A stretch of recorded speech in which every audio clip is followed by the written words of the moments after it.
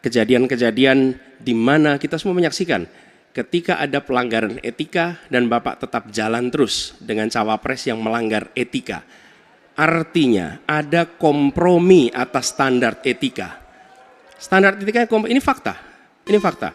Dan kemudian dalam pidato Bapak mengolok-olok tentang pentingnya etika. Saya tidak tega untuk mengulanginya. Pertanyaannya, apa penjelasan Pak Prabowo soal itu semua?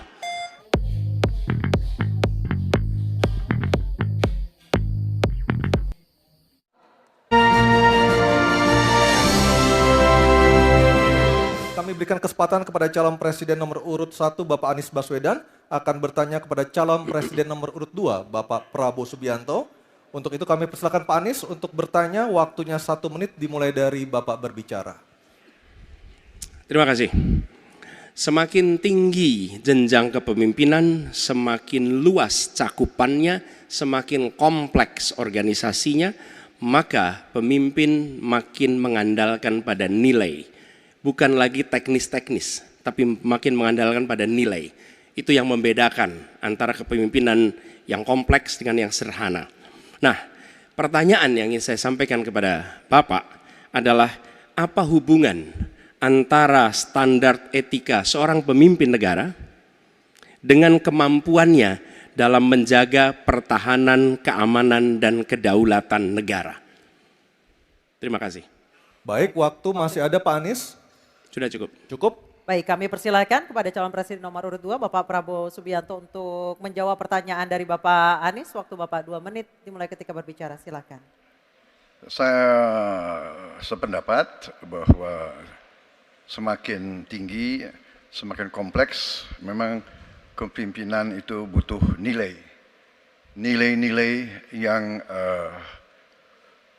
sangat fundamental. Pertama, nilai adalah cinta tanah air. Kedua, kejujuran. Ketiga, kebersihan yang Bapak bolak-balik ngomong. Harus memberi contoh. Tidak boleh korupsi dengan bentuk apapun. Jadi saya sependapat harus ada kepemimpinan berdasarkan nilai. Ya. Jadi hubungan dengan etik, benar. Ya, kita harus beretik. Beretik dengan benar. Ya, jujur. Apa yang kita katakan itu ya yang ada di hati kita. Jangan lain di mulut, lain di hati. Dan harus cinta tanah air. Pertahanan ini sakral bagi kita. Ini menyangkut keselamatan kita. Jangan karena ambisi pribadi kita menghasut dan menyesatkan rakyat. Itu etik yang tertinggi, Saudara Profesor Anies Baswedan. Itu etik yang tertinggi. Kebersihan jiwa, kejujuran, kesetiaan kepada rakyat. Sekali lagi, jangan karena ambisi pribadi kita menyesatkan rakyat, kita menghasut rakyat, kita membahayakan pertahanan keamanan rakyat. Kasihan prajurit-prajurit yang sedang berjuang untuk menjaga kita. Polisi-polisi yang menjaga kita. Kasihan kalau ada calon-calon pemimpin yang kerjanya hanya menghasut saja. Waktu habis, terima kasih Pak Prabowo. Mohon tenang. Bisa tenang dulu Bapak Ibu, bisa tenang dulu. Oke, Mohon bisa tenang dulu. Baik, kita lanjutkan kepada Bapak Anies Baswedan menanggapi jawaban dan pernyataan dari Capres nomor urut 2 Bapak Prabowo Subianto. Waktunya 1 menit, silakan Pak Anies. Ketika dikatakan bahwa standar etika yang dipegang adalah tinggi, memang menjadi presiden, panglima tertinggi harus memiliki standar etika yang amat tinggi.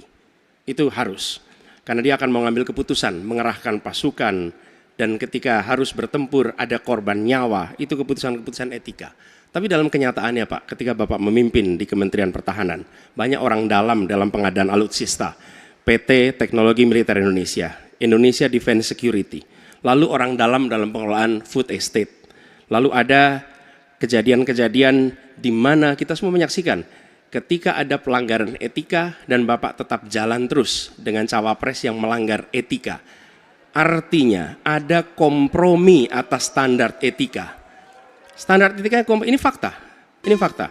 Dan kemudian dalam pidato Bapak mengolok-olok tentang penting etika. Saya tidak tega untuk mengulanginya. Pertanyaannya, apa penjelasan Pak Prabowo soal itu semua? Baik, waktu habis. Oke, harap tenang dulu. Kita lanjutkan acaranya. Kami persilakan Bapak Prabowo untuk menanggapi pernyataan Bapak Anies Baswedan. 1 menit, silakan Bapak. Jadi, saudara-saudara, semua data yang saudara ungkapkan itu keliru semua. Jadi saya bersedia, kita duduk, kita buka-bukaan, ya. Mau bicara food estate, mau bicara apa PT Teknologi Militer Indonesia, kita buka, iya kan?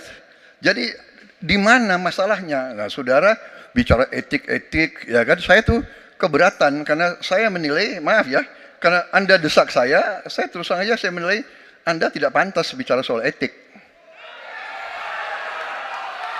Itu saja. Saya merasa bahwa Anda itu posturing, ya. Anda tuh menyesatkan. Itu aja, ya.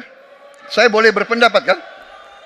Saya menilai Anda tidak berhak bicara soal etik karena Anda memberi contoh yang tidak baik soal etik. Terima kasih. Mohon tenang, mohon tenang. Oke. Harap tenang, kita sudah sepakat Bapak Ibu yang ada di ruangan. Baik, sekarang saatnya kita akan melihat calon presiden nomor urut 2 dan 3 saling bertanya dan menanggapi. Diawali dengan calon presiden nomor urut 2 Bapak Prabowo Subianto bertanya kepada calon presiden nomor urut 3 Bapak Ganjar Pranowo. Kami persilakan Pak Prabowo, waktunya 1 menit. Baik, Pak Ganjar. Pak Ganjar mengatakan bahwa anggaran pertahanan kita sebaiknya naik 1-2%. Dan bahwa kita harus membangun industri pertahanan dalam negeri yang kita utamakan. Pertanyaan saya, kalau kita menaikkan sampai dengan 1-2%, bagaimana sikap Bapak dalam mengambil keputusan tentang teknologi yang mana yang kita prioritaskan dalam peningkatan pertahanan itu?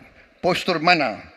Daratlah, lautlah, udara, atau ketiga-tiganya, atau kita mengarah ke teknologi yang lebih canggih lagi. Terima kasih. Baik, masih ada waktunya Bapak? Cukup. Baik. Kami persilakan Bapak Ganjar untuk menjawab pertanyaan dari Pak Prabowo. Waktu Anda 2 menit, silakan Bapak. Terima kasih. Mudah-mudahan saya didudukkan di tengah memang agak mendinginkan dua kawan saya kiri kanan. Terima kasih Pak Prabowo. Mana pilihannya dari matra itu? Proporsional Pak. Tapi tidak ada serangan yang akan masuk melalui darat karena kita negara archipelagic. Maka yang mesti diperkuat hari ini adalah laut. Prioritas. Laut, mereka butuh sonar Pak. Mereka butuh sensor-sensor Pak. Dan hari ini mereka menyampaikan kepada saya kebutuhan itu nomor 1 hari ini. Yang berikutnya tentu udara. Kenapa udara? Kami tidak bisa Pak. Dan saya senang kalau nanti Bapak dalam forum ini menjelaskan ide Bapak untuk membeli pesawat bekas. Kenapa ini menjadi penting? Kami tidak rela dengan statement Bapak tadi yang saya dukung Pak.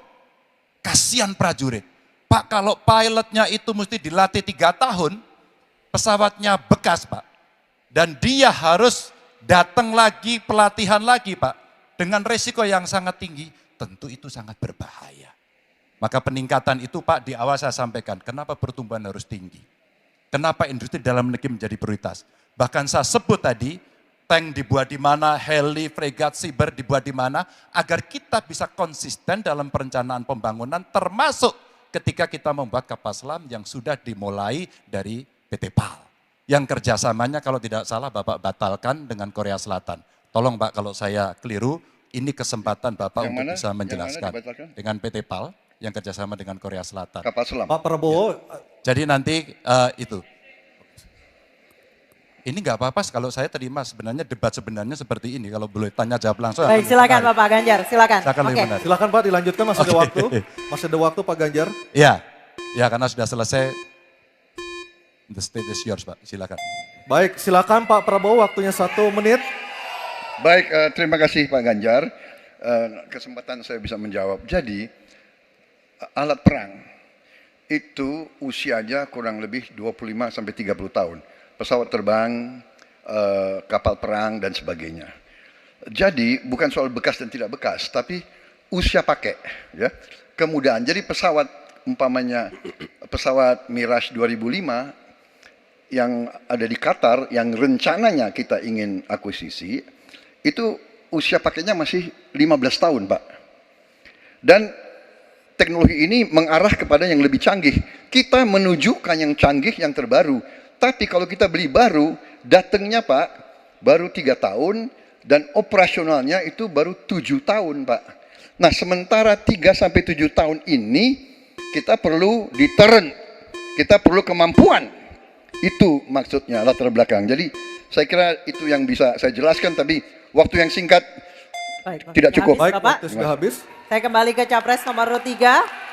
Tenang dulu. Bapak Ganjar untuk menanggapi tanggapan dari Pak Prabowo. Silakan Bapak 1 menit.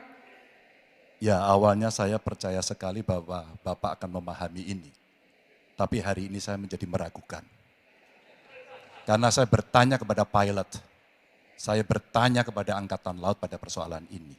Perencanaan pembangunan yang top down membuat seluruh matra hanya menerima saja. Kenapa ini saya sampaikan, Pak? Maka kalau kita bicara katakan bukan soal cerita bekasnya, buat kami tidak. Karena Yuwono Sudarsono pernah menolak itu dan apa yang Bapak rencanakan hari ini ditunda. Apa artinya? Saya kira perencanaannya terlalu gegabah pada soal itu. Dan keseriusan itu tidak dimunculkan sama sekali pada pengelolaan industri pertahanan dalam negeri. Di mana PT PAL kemudian hari ini sudah mendapatkan hutang dan kemudian dia tidak bisa melaksanakan apapun pada soal itu. Maka ini menjadi catatan, tapi saya berterima kasih karena Pak Prabowo menjelaskan itu. Dan mudah-mudahan masyarakat menjadi jelas posisinya. Baik, waktunya. Baik, terima kasih Pak Ganjar, Pak Prabowo dan Pak Anies. Kita berikan aplaus yang meriah untuk ketiga calon presiden kita. Bapak dan Ibu sekalian,